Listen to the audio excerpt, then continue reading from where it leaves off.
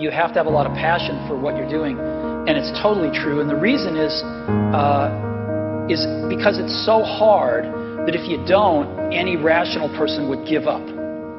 It's really hard, and you have to do it over a sustained period of time. So if you don't love it, if you're not having fun doing it, and you don't really love it, you're going to give up. And that's what happens to most people, actually. If you really look at the ones that ended up, being successful, unquote, in the eyes of society, and the ones that didn't, oftentimes it's the ones that are successful loved what they did so they could persevere when it got really tough, and the ones that didn't love it quit. I only rode in that crash. I didn't really get to see the crash, but I mean the car held up pretty well. And all you can do is, you just buy the best stuff you can buy. Just make sure you're okay. What else can you do?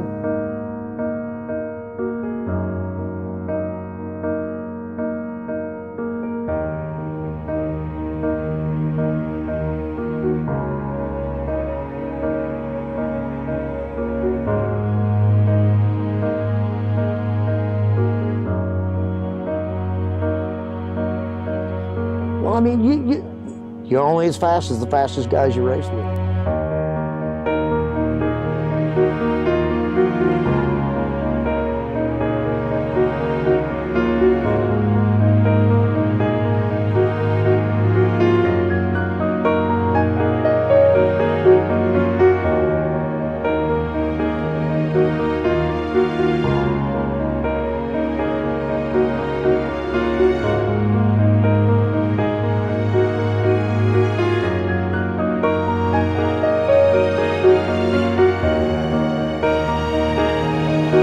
Races at the track, but most of the races are won before we load the car. So anybody that wants to win a championship, I say, have a deep pocketbook, be ready to travel,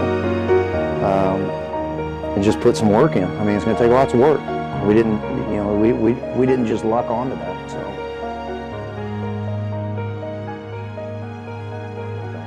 Chris Parkinson, Gladstone, Missouri, driver of the 65 Ozark Barge and Dock, 54th Street Bar and Grill, Country Kids Daycare, and Shaky B's Hot Rods. Yeah, the first of the year, I think we were sitting in the shop. As a matter of fact, we didn't have any body work. We didn't have paint. We didn't have anything. We were in the paint shop painting the car when War had their first race.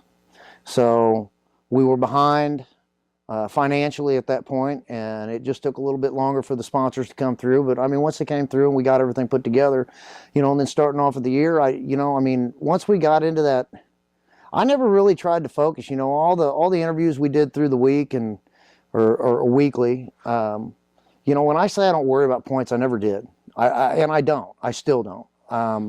It's nice to know where you're at sometimes, but if you make that your focus, then you're not focused on the right things. And so when, we caught up and started getting up, we made it in the top 10 and eventually into the top 5. Well, I don't worry about it, but now it's topic of conversation all the time. And not on my part, but, now the team's thinking about it. And now, then you break into the top 2. Now it's like, okay, now we've got to be, we've got to be on our A game. So God, what does it take? It just takes a whole lot of work, a whole lot of teamwork. We did this, and I tried to stress that at the banquet. I didn't win this championship. We the sponsors, we the team, the sponsors put the money in. Yeah, I put some of my money in, but it's our money, it's our race car, it's our championship, it's our effort that got this. All I do, I'm the ignorant one that just steers. I mean, that's all I got to do. As long as I can get in there and steer and stuff's not falling off the car, then I'd say a team effort's done, and that's what it takes. It takes guys that pay attention. You got to have people that are trustworthy that get on the car. As far as a weekly deal, we all have our jobs 8 to 5, and from 5:05 till midnight, 1 o'clock in the morning, either myself or Boone and myself or Junior and whoever it is, we try to get together like every week, at least once a week, and make a whole day for everybody to come out, whether it be on a Sunday. But for the most part, I mean, it's Boone and I, or Junior and I, we're in here on the shop. So what it takes is getting off at 5 o'clock and cramming yourself something in your face to eat, and you're here. You're here until it's done. We have we've got a checklist that we make every single race, not every single week, every single race. And come from a long line of sprint car racers. My grandfather, Ralph Sr., my dad, Junior, my uncle, Dick Howard, my cousin, Rick Howard. I didn't get to start in the sprint cars as early as I wanted to. I mean, Hal Jr. wouldn't even let me fire the car when I was little, so, it is what it is. I had to buy a go-kart before I started the sprint car. So we raced go-karts for about 15 years and won just about every national championship we could, won just about every race we ever tried to win, and it just kind of got where it was time to move on. And I think we ended up selling 5 go-karts and 10 motors and 190 tires and wheels, and I just said, I'm making the move, and there we went. Yeah, I ran in 2004, 5, and 6. I had a 410, ran at Osborne and Savannah before they closed, and then in 2004, Dan Lawson hired me on. We ran the MSCS. We did pretty good the first year. Well, matter of fact, we did really good the first year. Our first full year, we won the championship. Won the championship the following year in 2000. I think 5 and 6 is when we won that. And he bought an ASCS car. We did a little bit of NCRA racing. Did the NCRA Nationals. We had a little bit of luck. It was just, I think it was kind of bad timing for us. We got in, and it was a pretty tough group back then. Jesse was still around, and there were a lot of really good shoes around town here. I don't think the success came in the 360 ASCS deal like it did with the MSCS, and I think a little bit of that kind of wore on the team, So, but at any rate, we did a little bit of wing racing, but once I took the wing off, we ran 3 or 4 of those Schumann Classic things, and when we took the wing off, I just didn't want to put a wing back on. My grandfather started that way, my dad started that way, and I ended up that way, and I don't even have a wing bracket.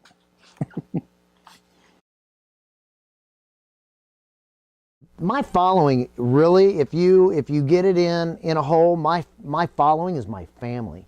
I mean, that's the Howard Parkinson. The Howard family is just astronomically huge, and they all love racing. Every boy, every girl, all my cousins, they're both. My cousin Jessica is married to a drag racer. My cousin Becky is married to a drag racer. My cousin Rick, well, Karen's married to a racer.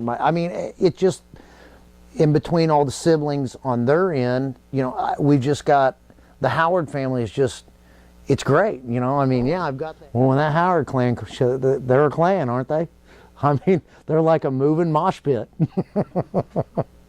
But I love them. I love them to death. They're diehards.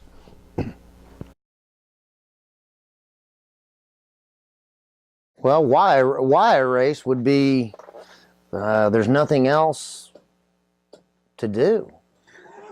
Oh, I mean, seriously, you think about it, today's society, and whether you put this in or not, today's society, the kids grew up playing video games. When I grew up in this house, in this garage, watching my dad work on that race car, I got, from the back of this garage, 10 miles was nothing but timber. You don't turn your kids loose in that anymore. So, today the kids are more nurtured and, kept away from a lot of this stuff. And I think a lot of the troubles that people have with getting new people to a racetrack is because, that was old school stuff, we did that because we loved to do it and it was family tradition. And nowadays it's like, oh God, they're race car drivers, look at all the stuff that's been associated with race cars and sprint cars in general just in the last 5 years. You know, it doesn't look good on us for a lot of reasons. But I got into racing merely because Corey, if you want to race to the end of the driveway, I'll race you right now. I'll race anything. I don't need a brake pedal. Give me a gas pedal and 2 wheels, 3 wheels, 4 wheels. I don't care. 6 wheels, I'll race it.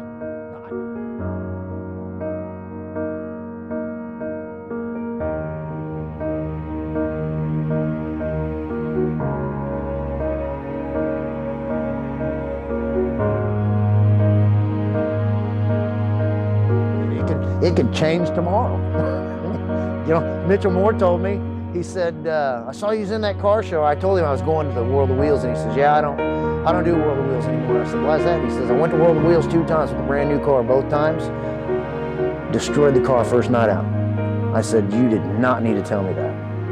So we went to World of Wheels, and hopefully I don't destroy the car the first night out. and we got 3rd place. Top 4 all year, baby.